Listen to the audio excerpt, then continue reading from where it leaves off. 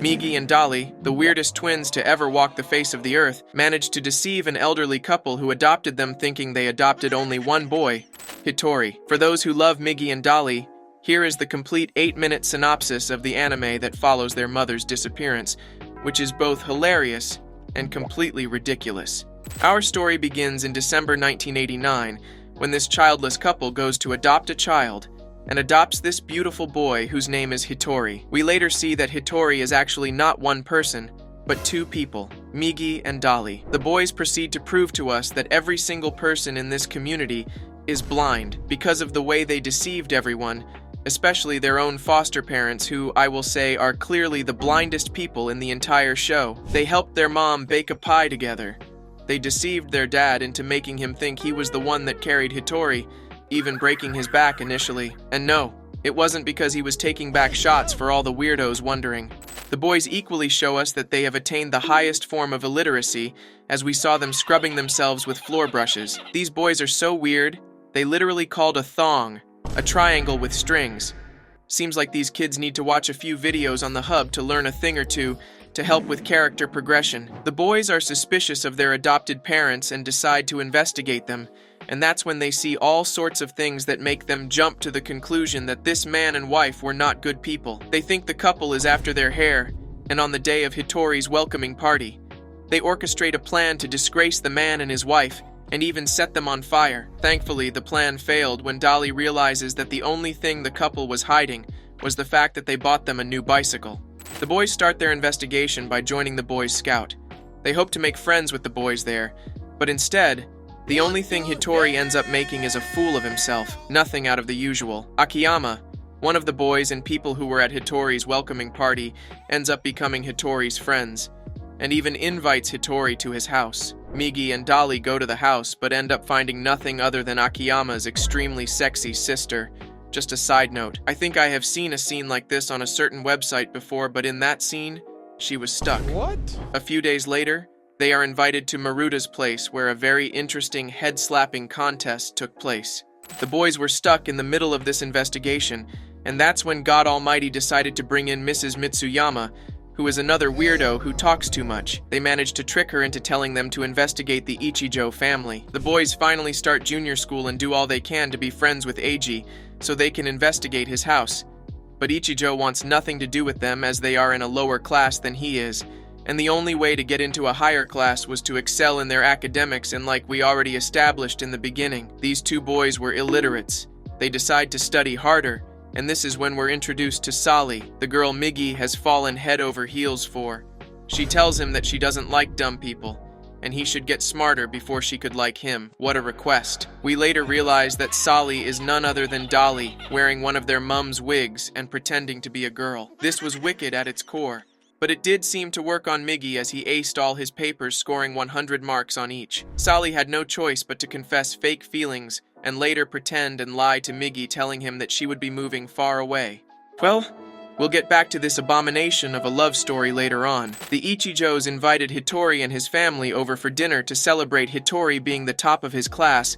I already mentioned that Migi aced his papers, and so did Dolly. But Ichijo and his family had other plans, and this wasn't going to be a peaceful dinner. It was an investigation. Ichijo wanted to know why Hitori had one of his buttons from a shirt from when he was young.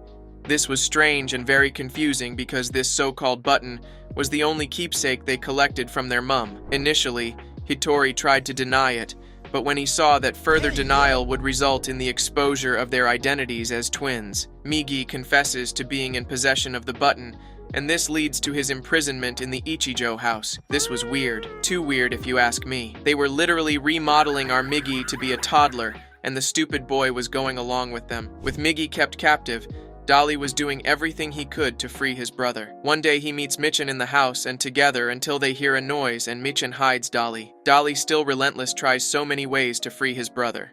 Eventually the two of them are free, but Migi suggests that they get to the root of this entire problem, and here guys, here is where this madness of a show really starts.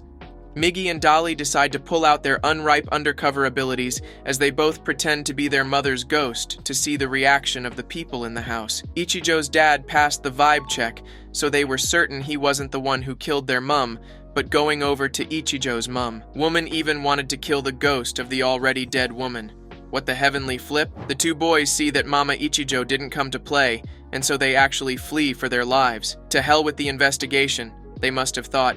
He who runs away lives to investigate another day. Migi and Dolly manage to leave the house, and the next day Dolly makes a plan to get close to Eiji as Sally. Surprisingly, it works, and Sally and Eiji become close. Migi soon realizes that the same Sally who he thinks traveled very far away was still around, and he begins to do all he can to find her. He eventually does, but he finds her with Eiji. His little heart begins to break, but Sally takes a hammer and shatters it the more when she tells him that she and Eiji are dating. That Saturday, Sally, who we all know as Dolly, visits Eiji to try to get some more information, and the visit was just beyond weird. She isn't able to get any information from him, so she resorts to trying to put him to sleep so she could use sleep-induced hypnosis on him. This doesn't work at first, but later, Eiji seems to drift off into the other side. Migi then decides to come to see Eiji to try and convince Sally to come back to him. Such childish love. This part kills me. Eiji wakes up, pushes down Migi from the window. Sally saves him, and then reveals herself as Dolly to him. Migi runs away from the house, but especially away from Dolly. Migi hides out at Akiyama's place, but Dolly easily finds him. Then Akiyama gives this weird speech, and he and Dolly ride into the sunset. They stayed away from each other for a while, and Dolly fell sick, and Migi decided to go over to the Ichijo's house as Sally. Eiji shows Sally his mom's surveillance room, and then the mum appeared in the room scaring the balls out of me. She chases Sally and finds out it's Hitori. Migi is saved by Karen, and then Eiji's mum runs over to Hitori's place and drugged Hitori's parents. With Dolly kidnapped and their parent drugged, Migi embarks on this mission.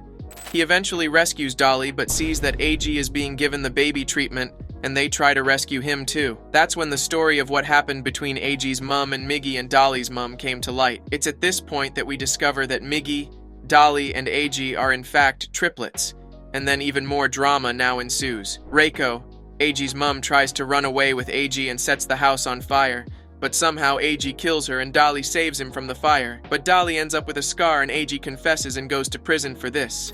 The drama is finally over, but there is a problem. Dolly now has a scar, so he and Migi don't look identical anymore, meaning they won't be able to deceive the couple any longer. Well, the couple already found out and even got them separate Christmas presents. The boys, now grown, have decided to chase different parts, and Dolly wants to further his education while Migi wants to be an artist. This show was one that really held me by the neck as it ended in the most beautiful way possible. Thanks for watching, fellow weebs. If you enjoyed this recap, dive into the next video or playlist. See you in the next recap.